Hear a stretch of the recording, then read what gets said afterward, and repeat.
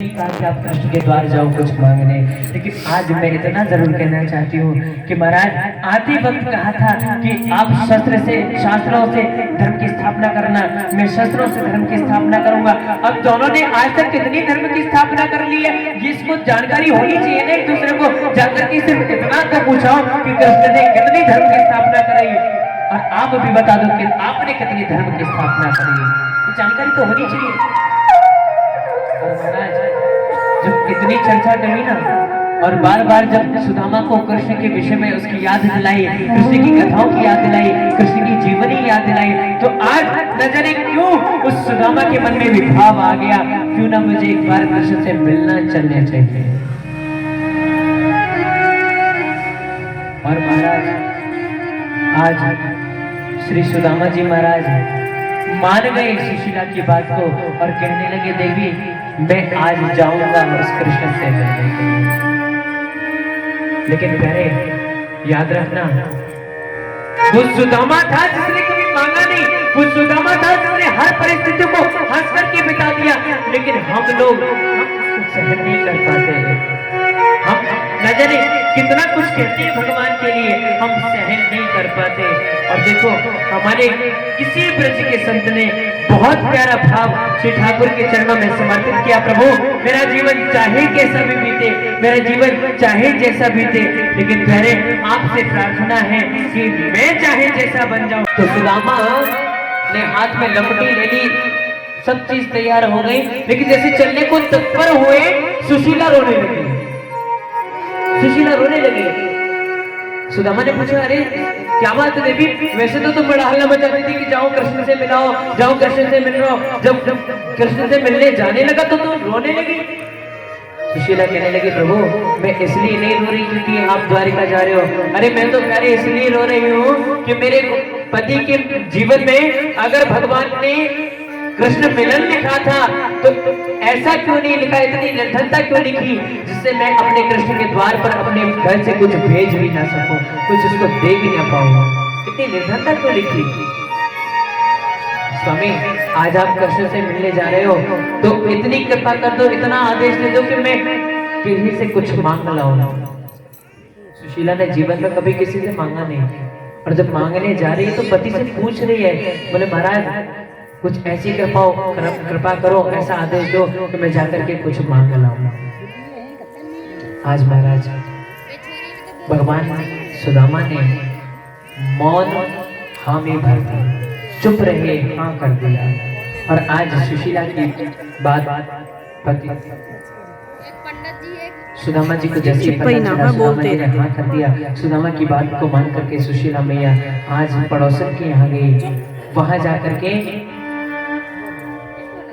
4 मुट्ठी चावल मांग करके लाए, 4 मुट्ठी चावल मांगे। 4 मुट्ठी क्यों मांगे? क्या सुशीला ज्यादा मांगती तो उसे ज्यादा नहीं मिलता? मिल जाता, लेकिन 4 मुट्ठी ही मांगे। और दूसरा नंबर बात, चावल ही मांगे। और जब चावलों को रखने की बारी आई ना, तो जो साड़ी थी, जो जर्जर फटी हुई धोती थी, उसी फटी हुई धोती का पल्ला फाड़ करके उसी में चावलों को रख के गांठ लगा के पोटली बना करके सुदामा को थमा दी। तो मानो एक बात सोचो कि जब सुशीला ने चावल मांग ली तो क्या उनको रखने के लिए कोई कपड़ा नहीं मांग सकती थी? मांग सकती थी, लेकिन प्यारे सुशीला का भाव दूसरा है। सुशीला मन में सोच रही है कि अगर ये जो मेरा दामन है, मेरा जो पल्लू है, ये पल्लू एक स्त्री का इज्जत का प्रतीक है, और जब ये स्त्री के इज्जत का प्रतीक यानी ये पल्ला, अगर मेरी साड़ी का पल्ला मेरे ठाकुर के हाथ में चला जाएगा तो फिर मुझे मेरी इज्जत की कोई चिंता नहीं रहेगी, क्योंकि जिसका रखवाला श्याम है, ऐसी द्रौपदी को भी फिर कोई चिंता करने की आवश्यकता नहीं पड़ी थी। दुशासन ने साड़ी को तो खींचा था, लेकिन जब दोनों हाथ उठा दिए थे, ले भैया अब तू संभाल, तब महाराज भगवान ने कृपा करी, उस साड़ी को इतना बढ़ाया कि जो दुशासन था वो खींचते खींचते खींचते खींचते अपने प्राणों को त्याग गया, मर गया, लेकिन उसमें साड़ी नहीं खुली। कि उसको साड़ी कैसे मिली थी जानते हो? एक बार की बात थी, भगवान शिशुपाल का वध करने जा रहे थे। भगवान ने अपने हाथ में सुदर्शन चक्र को प्रकट किया और प्रकट करने के बाद जैसे सुदर्शन चक्र हाथ से निकल करके शिशुपाल की गर्दन काटने के लिए गया, उसी समय वो सुदर्शन चक्र भगवान के थोड़े से उंगली में लग गया। भगवान के रक्त निकलने लगा। भगवान की समस्त रानी पटरानी भगवान को बांधने के लिए कपड़ा लेने के लिए भागी, लेकिन महाराज वहीं उसी सभा में द्रौपदी मैया खड़ी थी। मैया ने देरी नहीं करी, उसी अपनी जो साड़ी पहन रखी थी उसी साड़ी का पल्ला फाड़ा और तुरंत कन्हैया के हाथ में बांध दिया। और जब ठाकुर जी ने पूछा ना कि बहन को गए तो थे लेने के लिए, तूने अपनी साड़ी क्यों खराब करी? तो भगवान ने कहा, प्रभु द्रौपदी ने कहा, महाराज मेरी साड़ी आपके रक्त से ज्यादा मूल्यवान नहीं है। आपका रक्त, आपका खून ज्यादा मूल्यवान है, मेरी साड़ी ज्यादा मूल्यवान है। इसीलिए द्रौपदी ने जब साड़ी बांधी तो भगवान ने कहा, द्रौपदी देख, जैसे तूने देरी नहीं करी वैसे आने वाले समय में मैं भी देरी नहीं करूंगा। इसलिए जब द्रौपदी ने हाथ उठा करके कन्हैया को पुकारा था, तभी मेरा गोविंद प्रकट होकर के साड़ी को बढ़ाने लगा। भगवान के चरणों में सेवा करने के लिए, दान करने के लिए कभी सोचने की जरूरत नहीं होनी चाहिए, कभी विचार करने की जरूरत नहीं होनी चाहिए कि हम विचार करें, हम सोचे कि हमें कुछ दान करना है। नहीं, भगवान को जब मौका मिले, जैसा मौका मिले वैसे भगवान के चरणों में सेवा कर दीजिए। ना जाने कब का दान कहाँ काम आ जाए। द्रौपदी को थोड़ी पता था कि उसकी थोड़ा सा पल्लू फाड़ने से उसकी लाज के लिए इतनी बड़ी साड़ी बढ़ जाएगी कि दुशासन खींचते खींचते मर जाएगा, लेकिन इज्जत नहीं लुटेगी। ऐसे हमको कभी चूकना नहीं चाहिए। ना जाने कब क्या किया हुआ दान, ना जाने कब की हुई सेवा हमारे कब काम आ जाए। और याद रखना, काम आएगी इस भावना को लेकर के दान मत करना कभी भी। काम आएगी भावना लेकर दान मत करना, लेकिन दान जरूर करना। ये एक उदाहरण है दान का प्रतीक। जब थोड़ा सा पल्लू फाड़ने से द्रौपदी की लाज बच गई। दूसरा प्रतीक देख लो, एक बार जब पांडवों को अज्ञातवास लगा हुआ था तो द्रौपदी मैया जंगल में छुपी हुई पांडवों के वस्त्रों को धुल रही है नदी के किनारे बैठी बैठी। तभी दुर्वासा जी आए मिलने के लिए। दुर्वासा जी नदी में स्नान करने लगे। सर्दी का मौसम है, सर्दी पड़ रही है। दुर्वासा जी ठंडे ठंडे जल में खड़े हैं, स्नान कर रहे हैं। महाराज बहुत समय बीत गया, दुर्वासा जी जल से बाहर नहीं निकले और यहाँ तक कि दुर्वासा जी का शरीर नीला पड़ गया, खून जमने लगा है शरीर का, लेकिन दुर्वासा जी बाहर नहीं निकले। दुर्वासा जी खड़े खड़े कब कब आ रहे हैं। तुम मैया द्रौपदी ने पूछ लिया, बाबा जी आप अंदर क्यों खड़े हो, आप बाहर क्यों नहीं निकल के आते, ठंड पड़ रही है, आपका शरीर नीला पड़ रहा है। तो दुर्वासा जी ने कहा, बेटी कैसे निकल के आऊं, मेरी जो लंगोटी है ना वो जल की धार से बह गई है, मैं कैसे निकल के आऊं। तो द्रौपदी जिन वस्त्रों को धुल रही थी ना, उन्हीं वस्त्रों से अपने हाथों को पोंछा और जो साड़ी पहन रखी थी उसका पल्लू फाड़ा और उसने देरी नहीं की, तुरंत बाबा के लिए जल में फेंक दिया। बाबा ने उस कपड़े को बांधा और अपनी लाज छुपा करके बाहर निकल के आए। और आज इन्होंने भी कह दिया कि बेटी जैसे तूने मेरी लाज को ढका है, ऐसे ही भगवान भी तेरी लाज को ढकेगा। यहाँ का दिया हुआ दान भी उसकी लाज बच गई।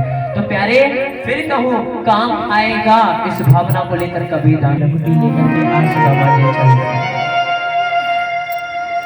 दुबला पतला शरीर है, टेढ़ी मेढ़ी पतली सी लपटी ले रखी है, वृद्धावस्था है। महाराज लगड़ाते हुए आज श्री सुदामा जी महाराज द्वारका नगरी को चलते हैं।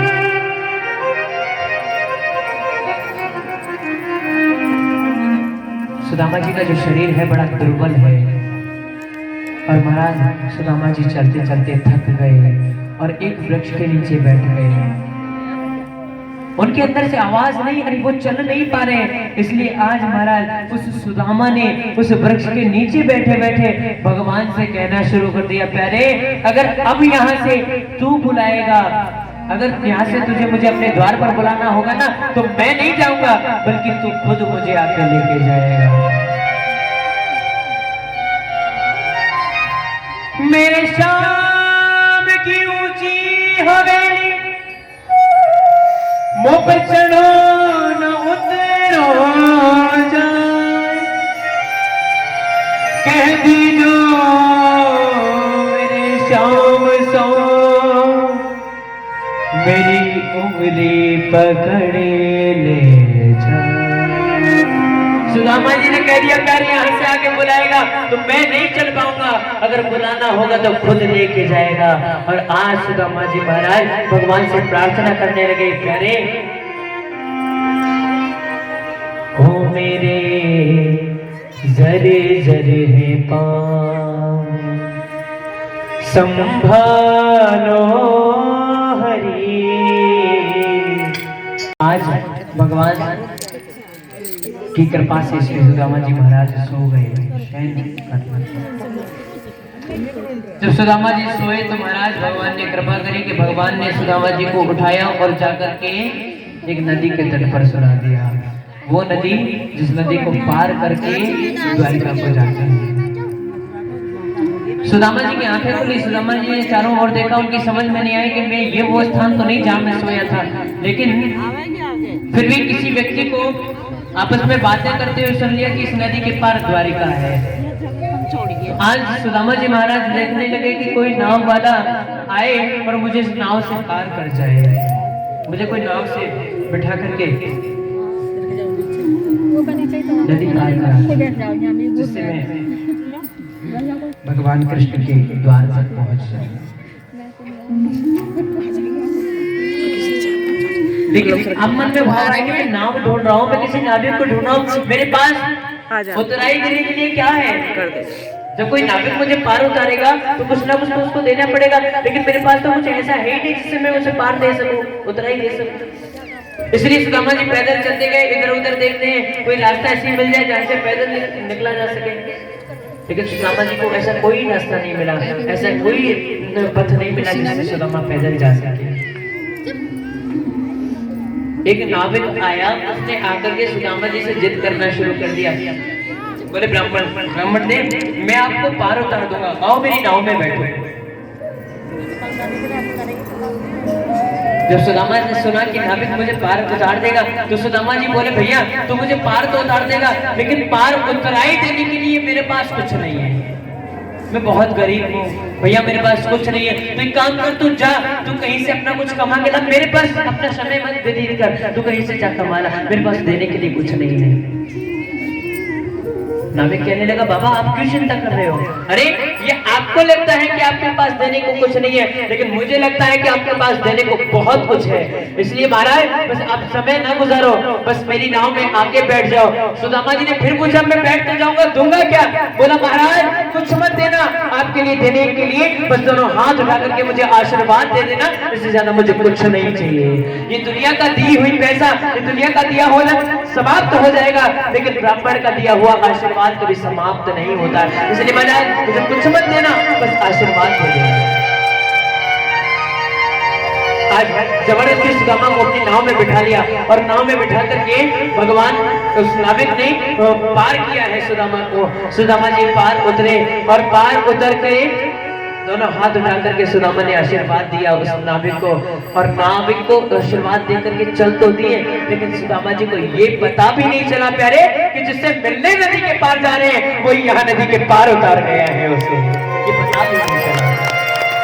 वो द्वारिकाधीश कृष्ण आज नाविक बन करके सुदामा को नदी से पार उतार गया और भगवान को आशीर्वाद सुदामा ने दे दिया।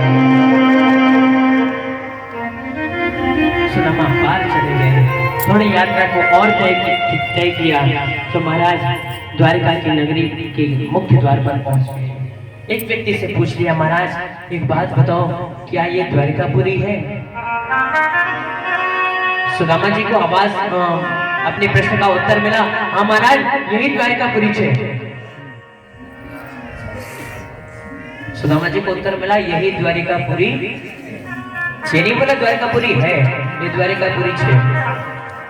सुदामा जी ने बोला भैया देख, पहली बात तो ये हम ज्यादा पढ़े लिखे नहीं है, और दूसरी बात ये हमें ये भी नहीं पता ये 6 द्वारिका है कहाँ, हमें तो इतना बता दे क्या ये वही द्वारिका है जिसमें कृष्ण रहते हैं।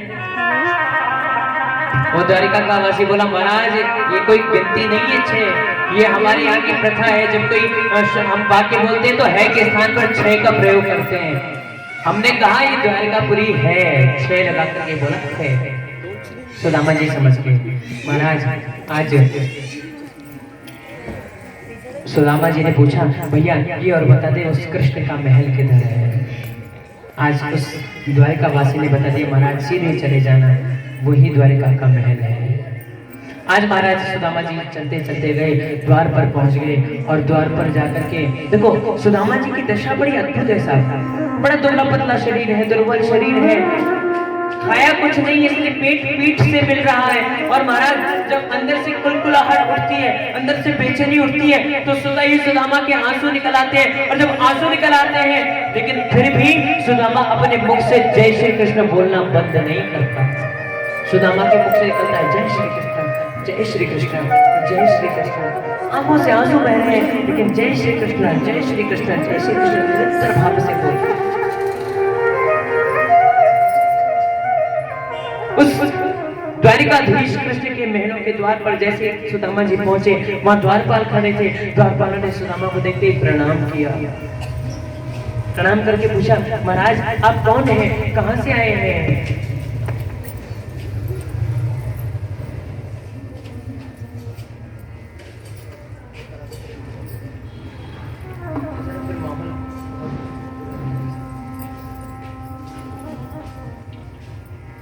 आइए हम सब लोग पहले सुदामा जी की